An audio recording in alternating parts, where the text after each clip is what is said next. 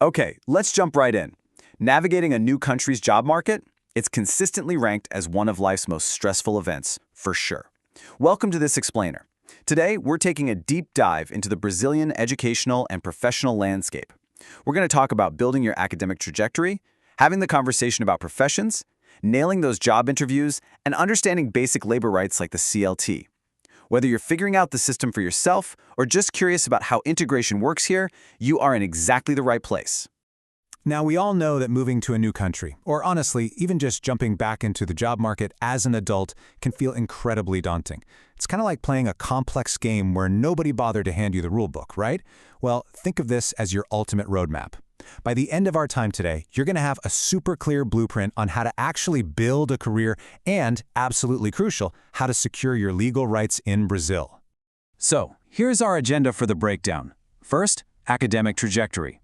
Second, the job market. Third, CV and interviews. Fourth, CLT and rights. And finally, precarious work. Section 1. The Brazilian Educational System. Let's start with our first big acronym, EJA. That stands for Educação de Jovens e Adultos. So, say you're an adult who hasn't finished elementary or high school. Maybe your diploma from back home isn't recognized here, or maybe life just got in the way and your studies were interrupted. EJA is literally your perfect entry point. But here's the thing. It's not just some diploma factory. As our sources highlight, EJA includes targeted classes on Portuguese, Brazilian history, and geography. It's this incredible mechanism not just for checking an educational box, but for genuine, deep cultural integration. Okay, so once you've got your basic schooling squared away, you're probably going to want some technical skills. And that brings us to a really unique Brazilian setup, the Sistema S, or S system. I know, it sounds a bit like a secret agent agency, but it's actually a network of organizations created directly by different productive sectors. The heavy hitters you definitely need to know are SINAI for industrial training and SINAC for the commercial sector. They offer highly recognized technical and professional training. And honestly, the best part? These courses are very often entirely free. They're basically your golden ticket to breaking into the skilled workforce fast. But hey, what if your goal is higher education or even citizenship? Well, you're going to need a specific key for that door, and that key is Celpe-Bras. This is literally the only officially recognized Brazilian Portuguese proficiency certificate out there. It's an absolute requirement if you want to get into undergrad or grad programs through government agreements. And it's also a must-have for the naturalization process. And it doesn't just test your textbook grammar, it tests your actual practical ability to read, write, and just converse in everyday Brazilian life. Moving right along to Section 2, Job Market and Professions. So, there's a pretty grand divide in the Brazilian labor market. You basically have two main paths. On one side, you have formal work. This is governed by the CLT, which means you get assigned physical or digital work booklet, and that brings a highly structured system of really robust legal protections. On the flip side, you have autonomous work, or working por conta própria. This means you're operating entirely on your own. Sure, it offers a ton of flexibility, but our sources point out that you're operating without those traditional safety nets, like paid vacations or a guaranteed 13th salary. Though it's worth noting you do still have Social Security rights if you make the voluntary contributions. Section 3. Your CV and the interview. Our sources lay out this fantastic, totally no-nonsense 4-step framework for building a CV that actually wins. Step 1. Define your objective right at the top. Be clear, don't be vague. Step 2. Only include highly relevant information. Listen, employers do not need your entire life story or what your favorite hobbies are. Just give them what actually matters for that specific role. Step 3. Draft it up and test it. Show it to some friends and ask, hey, do you actually understand the message I'm sending here? And finally, Step 4. Create the final version, making absolutely sure every single detail is honest. Think of your CV as your personal marketing flyer. Make it super readable and 100% truthful. Let's look at a practical example here. Carla Rodriguez's CV. Notice how Carla doesn't just, list out her previous jobs. She clearly puts her specific objective right at the very top. She uses measurable bullet points too. Stuff like resolved 300 orders per week or achieved 98% satisfaction. She's also super explicit about her language abilities in English, French, and Creole. It's structured, it's clean, and it immediately tells any hiring manager exactly what value she's bringing to the table.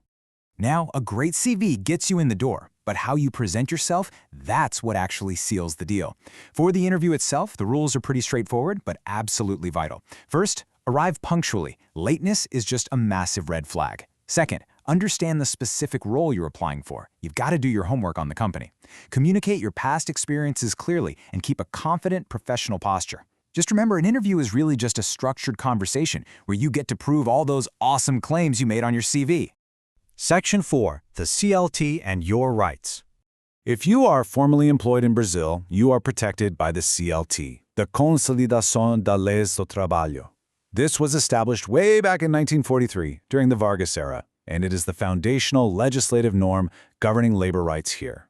Think of the CLT as your ultimate legal shield. It lays down the absolute non-negotiable rules of the game between you, the employee, and the company as the employer. So, what exactly does this shield protect? Let's break down the standard guarantees. First up, an 8-hour maximum workday. If you work beyond that, you're legally entitled to overtime pay at a minimum of 50% extra. You are also guaranteed a 13th salary, which is essentially an extra month's pay, typically handed out at the end of the year. You get paid annual vacations, and you're guaranteed at least one weekly day of rest. Guys, these aren't just fun company perks. These are your fundamental legal rights under the CLT. Another massive component of the CLT system is the FGTS, or the Fundo de Garantia do Tempo de Serviço. This is essentially a mandatory indemnity fund that's based on your time of service. It's operated by the Caixa Econômica Federal, and basically your employer has to deposit a percentage of your salary into this account every single month. It acts as a super crucial financial safety net. If you ever get dismissed without just cause, you get access to these funds to keep you afloat while you transition to your next gig. Now, to access all these incredible CLT benefits, you absolutely must have a Carteira de Trabalho, your official worklet. To get one, the requirements are pretty simple, but they are strict. You need a valid identity card or birth certificate, one standard 3x4 centimeter photo, and, this is specific to immigrants, you must present your official work authorization. Once you have this booklet in hand, every formal job, every promotion, every vacation, it all gets officially recorded right inside it. Section 5. Attention to precarious work. We also have to face a harsher reality, and that's the rise of modern slavery, driven by the gig economy, or what's often called Uberization. Without those CLT protections we just talked about, a delivery worker isn't an employee of the restaurant, and they aren't an employee of the app company either. They rent their own bike, they get 0 paid vacations, no weekends off, no health plan, and no track towards retirement. It's a really brilliant, if sobering illustration of how precarious autonomous work can so quickly turn into a trap of just endless labor without any security. And sadly, it can get even worse, sometimes crossing the line into work analogous to actual slavery. You absolutely must know the stark warning signs of illegal exploitation. Are you being forced to work 12 to 16-hour shifts every day without any regular rest? Do you suddenly owe a massive debt to your boss just for basic food or your work tools? Are you physically prevented from leaving your workplace, or maybe dealing with threats of deportation? Has your boss confiscated your physical documents, or just straight up withheld your salary? If any of these are happening, you are facing severe, illegal exploitation. Listen, if you or anyone you know is stuck in that kind of situation, there is immediate, actionable help available. You do not need to suffer in silence. You can reach out to the DPU, the Defensoria Pública de Unión, for entirely free legal assistance.